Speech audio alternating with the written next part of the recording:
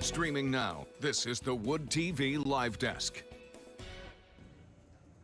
And good afternoon, everyone. Phil Penarski here with the Wood TV Live Desk. Hope you're all having a great start to your Tuesday. That's Blake Harms to the right of me right there, as he is every Tuesday. He joins us on the Live Desk to really go more in depth on all sorts of weather-related topics. But Blake, let's start with the forecast now. I am at a loss for words at what we're seeing outside right now. It's so beautiful outside. What can we expect? Is this going to kind of stick around maybe for a little bit? Well, for a few days, Phil. One thing I thought was interesting was you look out at the trees and the bushes. They're already budding. It's already happening, and it's so encouraging to see. We're actually going to keep getting warmer here over the next few days, so we'll likely be up into the mid-70s on Wednesday, likely upper 70s for Thursday and Friday. Would not be surprised if a few locations close in on 80 degrees on Friday. We'll be in the 70s on Saturday, but then we see a pattern change rolling for the second half of the weekend, and we do turn cooler for next week. So the bottom line is, if you want to get out and enjoy the warm weather, do it between now and Saturday, because it's going to be going away for a little bit. It'll likely be at least a week or two before we see some more 70s enter the picture. So, moral of the story, take advantage. Don't look back and say, I wish I would have gone outside. Use every minute you can. Well, at least we get a couple of days of decent weather at least before we, sort of dive back into maybe a little bit of the colder front. But speaking of the colder fronts, I think the main topic we're here to discuss today on the Live Desk, Blake, is, of course, recapping the winter that was 2023 here in West Michigan. A whole lot happened. It was my first winter here in Michigan.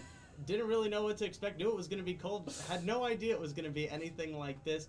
So we're just, going to talk a little bit about some of the things we can really saw, and I guess just really in general, this was sort of a historic winter for us here in West Michigan, Blake. That's right, Phil, in numerous aspects. So for Grand Rapids, it was our third snowiest winter. We saw 110.1 inches, which is third all time, and only 6 inches behind the winter of 2013-2014, which sounds remarkable. The main difference here with this winter versus last was that this winter we only saw 54 days with 1 inch or more snow on the ground. We typically see about 70, so we were well short of the average. So it didn't feel like a bad winter because the snow would come and it would melt quickly. The other part of that, Muskegon and Kalamazoo saw just over a half of the snow that we saw in Grand Rapids. Kent County, parts of Ottawa County, Northern Allegan were the bullseye for almost every major snowfall event that we had. And the winds were strong enough during most of our lake effect events that places like Muskegon and Holland were skipped out.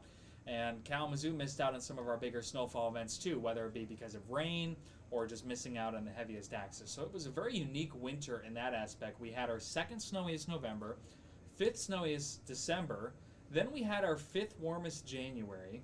February featured the ice storms, and then we had our fourth snowiest March. So it was a mixed bag of just about everything, as you all know. But certainly, like you mentioned, going down in the record books for numerous reasons. The other big thing, our wettest start to the year on record. So we've seen about 14 inches of precipitation, which obviously explains all the river flooding that we've been seeing over the past week.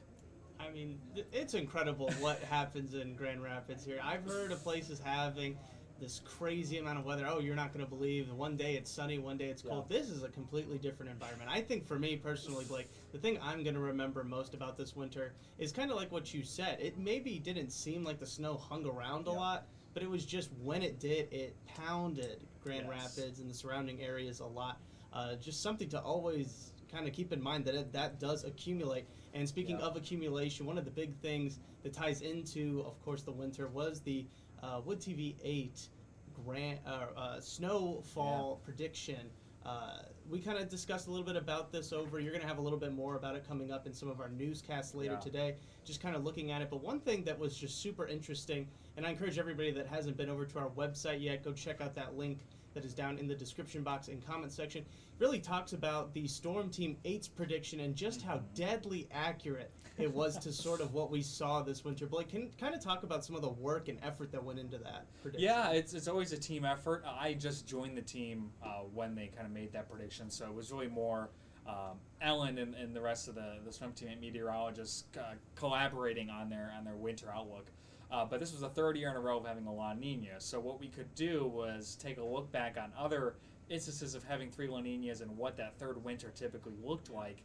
And that obviously boded very well. One of the biggest things was wetter than average season, which, like I mentioned, we're off to our wettest start to the year so far. Early season lake effect snow. We saw that major snowfall in November. Almost 2 feet of snow fell in Grand Rapids in the 3-day span. And then we had another big lake effect event the week before Christmas, and obviously the Christmas blizzard, which was mostly lake effect snow. So that part did quite well. We talked about midwinter thaws, and like I mentioned, January, 5th warmest on record. We melted all of our snow. We saw significantly below average snowfall for that. So there were several aspects of this that performed very well thanks to the team's hard work and what they all did gearing up, going into the season, all the experience.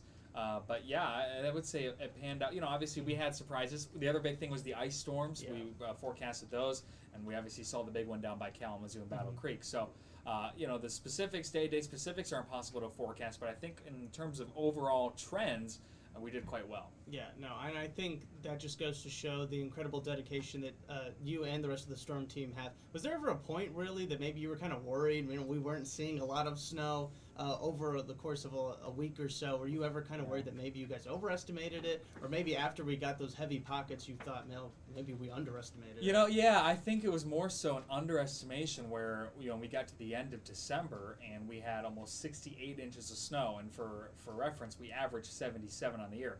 So with 2 more months to go, we thought, oh my goodness. And then we didn't end up really hardly seeing much snow in January and February.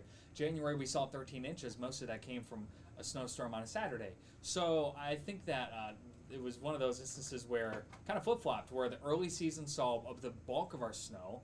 Then in the middle of the winter, where we'd expect it, we didn't see a whole lot. And then the end of the winter, March, we saw 23 inches, and that just skyrocketed our totals up to where we're at now, which is 3rd snowiest. Mm-hmm. Right, and now let's switch gears just a little bit, Blake. We want to send you on your way. We know you're busy.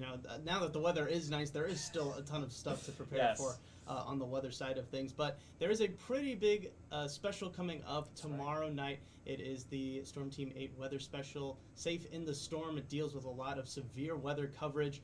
And without giving too much away, Blake, because we want people to check out this special once it airs on Wood TV at 7:30 tomorrow, and also check it back out over on our website, woodtv.com. But just give us a little bit of what we can expect to see tomorrow. Yeah, Phil. Well, I think considering that we had to put a lot of this together in the midst of winter storms and severe weather, I think it turned out quite well. We had Sarah Flynn, who marked 1 year of the Gaylord tornado, went up there, interviewed the National Weather Service, some emergency management officials. Really interesting to see what happened up there, one of the strongest tornadoes in recent Michigan history, an EF3 up there. So that was an interesting perspective. Matt Kirkwood marks 25 years since the derecho of 1998, and a nice trip down memory lane similar to the blizzard that we marked 45 years of this year. Terry has some good severe weather safety tips now that we're getting into that season, and some good explainers. Ellen talks about tornado sirens. We kind of equate it to being our warning system, but they're not always as reliable in some locations. So kind of diving into that and how much effort or how much trust we can place into those, and what maybe are some better alternatives to get alerts. And then I talked to the National Weather Service about what goes into issuing watches and warnings.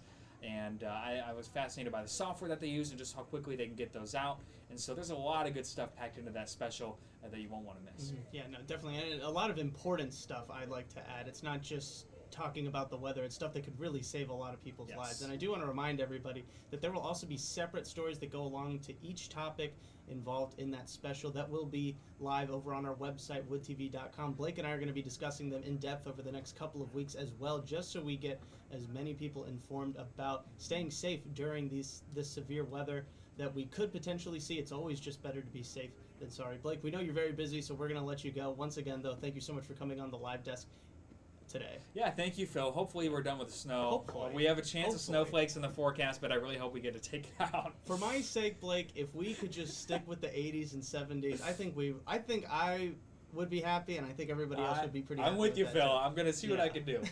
All right, I appreciate it, Blake. And I want to thank everybody else for tuning in to this latest edition of the Wood TV Live Desk. I'm Phil Pinarski, and we hope you have a great rest of your day.